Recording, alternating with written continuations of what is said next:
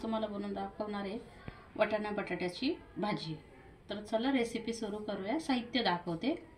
हा मी वाटाणा घेतलाय सोलून, खोबरं घेतलंय, काजू घेतले, अद्रक घेतले, एक टोमॅटो घेतलाय, कोथिंबीर घेतली, लसूण घेतलाय, हे 4 कांदे वाटण्यासाठी आणि वाटाण्यासोबत हे 2 बटाटे घेतले। तर चला वाटण करून घेऊ। कांदे घेतले होते, हे मी पहिल्यांदा टाकते तव्यामध्ये भाजण्यासाठी। असं हलवून घेणार आहे आणि मग ते ओलसरपणा गेल्यानंतर तेल टाकणार आहे।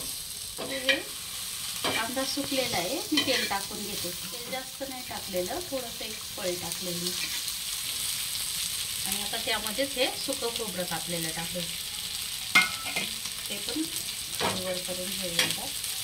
काजू टाकते आता। हा एक टोमॅटो, त्याचे 4 तुकडे करून घेतलेत, हे पण टाकून घेऊया आणि थंड झाल्यानंतर मसाला टाकून सगळं वाटून घेते पटकन आणि लगेच वाटून झाल्यावर फोडणीची तयारी। तेल टाकून घेते, कुकर ठेवलाय, तेल चांगलं गरम होऊन द्यायचंय। त्यामध्ये टाकते वाटलेला मसाला। सगळ्यात आधी मसाला हलवून घेऊ। धना पावडर टाकते, हळद टाकते,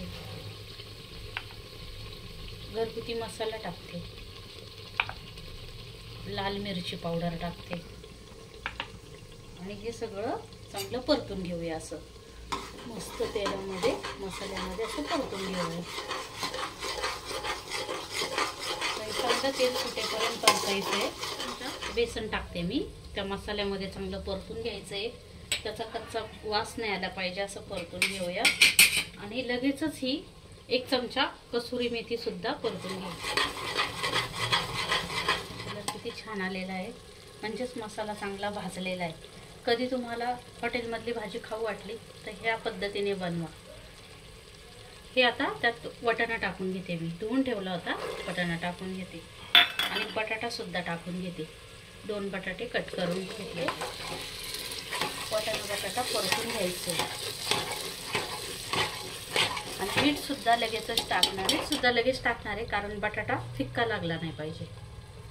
आणि मीठ पण टाकते मी लगेच आणि हे चांगलं परतायचं आहे। अजून सुद्धा 2 ते 3 मिनिटं फुल गॅसवर चांगलं परतून घ्यायचं। मसाल्याला पूर्ण तेल सुटलेलं आहे, असं मसाला सुकलेला आहे आणि किती छान दिसतोय। तुम्ही सुद्धा नक्की ट्राय करा अशा पद्धतीने भाजी। आणि व्हिडिओ कसा वाटलाय लाईक करा, कमेंट करा आणि सबस्क्राईब करायला विसरू नका। धन्यवाद। पाणी जास्त नाही टाकायचं, मी अर्धा तांब्या सुद्धा घेतलेला नाही कारण एकाच शिट्टीत भाजी होणार आहे, त्यामुळे जास्त पाण्याची आवश्यकता नाही। आता कुकर पॅक करून एकाच शिट्टीमध्ये भाजी काढून घेऊया। 1 शिट्टी झालेली आहे आणि कुकर खोलते मी आणि भाजी हंडीमध्ये काढून घेणार आहे। ही कुकर मधली जी मी काढून घेतलेली आहे, हे पहा। आणि आता हा एक कोळसा मी गॅसवर लाल करून घेतलाय आणि ह्याच्यावर टाकणारे साजूक तुपाची धार।